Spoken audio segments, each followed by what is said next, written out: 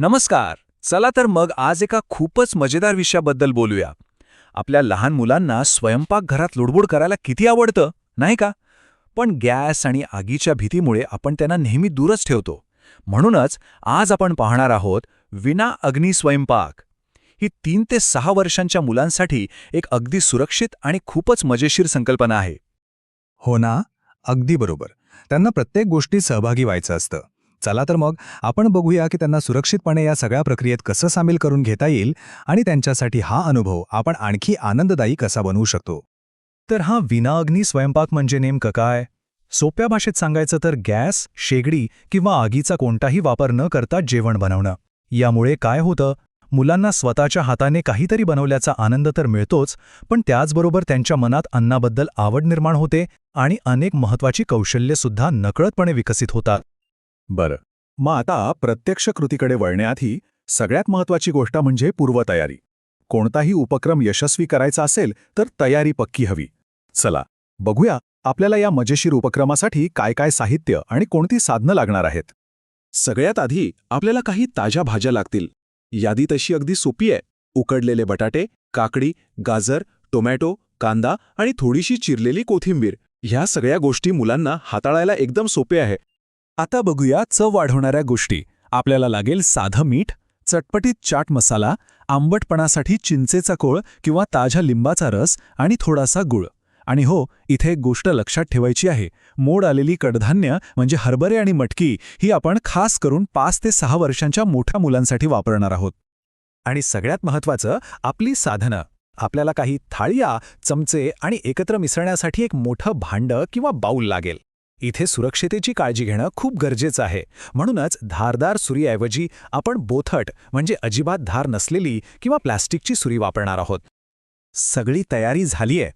आता वेळ आहे सगळ्यात मजेदार भागाची. चला, आता प्रत्यक्ष पदार्थ बनवायला सुरुवात करूया.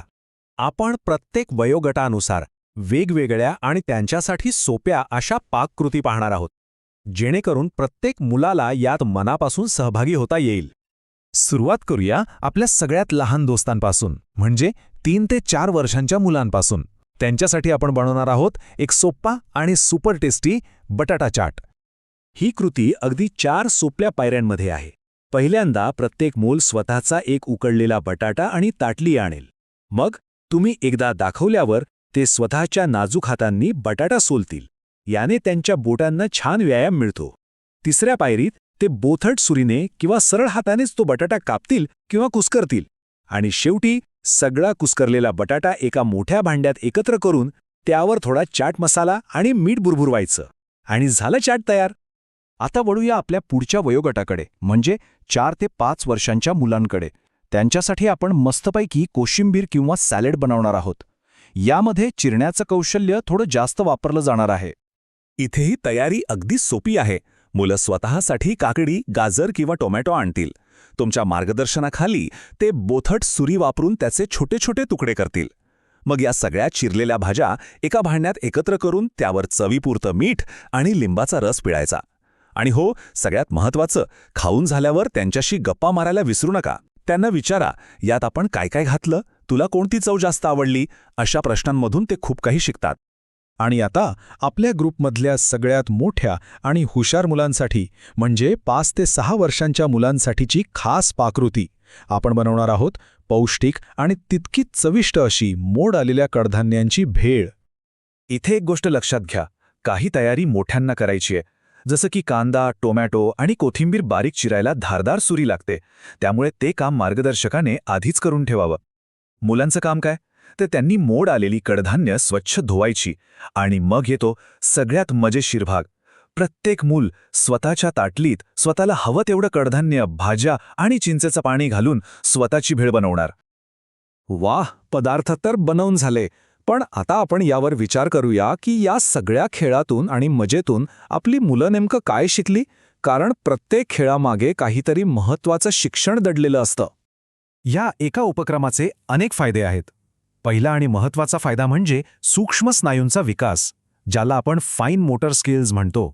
बटाटा सोलणे, भाज्या चिरणे, पदार्थ मिसळणे या सगळ्या क्रियांमुळे मुलांच्या बोटांचे स्नायू बळकट होतात ते गोड, आंबट अशा वेगवेगळ्या चवी आणि मऊ, कडक असे स्पर्श अनुभवतात. पौष्टिक खाण्यात त्यांची रुची वाढते आणि सगळ्यात महत्त्वाचं म्हणजे त्यांच्यात मी हे करू शकतो ही स्वावलंबनाची भावना आणि आत्मविश्वास निर्माण होतो. आणि हे सगळं एका वाक्यात सांगायचं झालं तर जेव्हा मुलं स्वतःसाठी स्वतःच्या हाताने काहीतरी तयार करतात तेव्हा त्यांना जो एक वेगळाच आनंद आणि आत्मविश्वास मिळतो तो खरंच खूप मोठा असतो. ही भावना त्यांच्यासाठी खूपच मौल्यवान असते. तर मग आता सगळं ऐकल्यावर एक प्रश्न नक्कीच पडतो. या मजेशीर आणि शिकवणाऱ्या प्रवासाची सुरुवात करण्यासाठी आज आपण आपल्या लहानग्यांसोबत काय बनवणार आहोत? नक्की विचार करा आणि हा अनुभव त्यांच्यासोबत नक्की घ्या.